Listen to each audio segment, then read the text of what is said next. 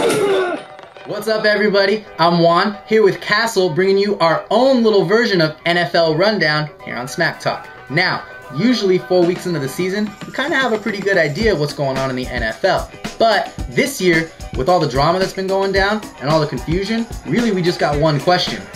What the f*** is going on? What the f***? So, right now we've got 3 undefeated teams. The Bears, the Chiefs, and the Steelers. All teams that would have been everybody's last pick to go undefeated. Castle, of those 3, who's legit? Now, coming off of a dismal 2009 campaign and losing their starting quarterback for the first 4 weeks of the season, folks in Pittsburgh probably would have been stoked with a 2-2 record after week 4. But they walk in with an undefeated 3-0, reminding us of how solid their defense was their Super Bowl year just 2 years ago. Which is of course thanks to the return of Troy Polamalu. Mike Tomlin has a great control of the team, and oh, let's not forget, they get Ben Roethlisberger back after this week. Has anybody ever had this much success with 3 backup quarterbacks? It does set up the possibility of the team falling once Ben takes control again. And it won't take a genius to figure out if maybe the plug needs to be pulled on the Ben Roethlisberger project. That did win them 2 Super Bowls. What's your take, Juan? Well, I think people are getting a little carried away with the Chiefs. Everybody would think that with the Chiefs bringing in Charlie Front Butt Weiss as their offensive coordinator that somehow they might get things rolling. Granted, they started off 3-0 and it's great and all, but look who they've played. The Chargers, perennially horrible in September. The Browns.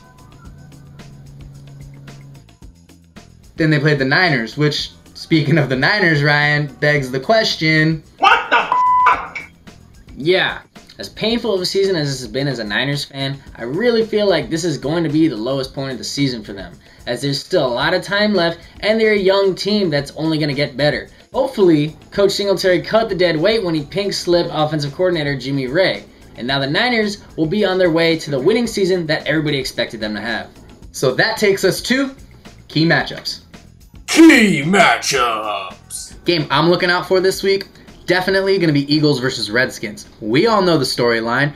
Team draft stud QB. Fans boo stud QB on draft day. Fans and quarterback enjoy on again, off again 11-year reunion, which includes 4 trips to the conference championship game within 5 years. Fans boo QB a little bit more. Team drafts overrated QB out of college in the 2nd round to potentially replace stud QB because, well, fans keep booing him. Team trades QB within division.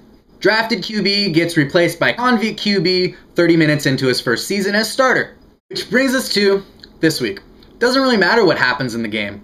The Eagles fans are just going to be pissed no matter what. They're going to boo Donovan McNabb. They're going to look like jackasses. And, well, in the end, Eagles fan loses. I like the Bears and Giants on Sunday night. Now, the Giants have easily been the most disastrous team of the 2010 season, embarrassing people that picked them to go far, such as myself, who had them all the way in the Super Bowl.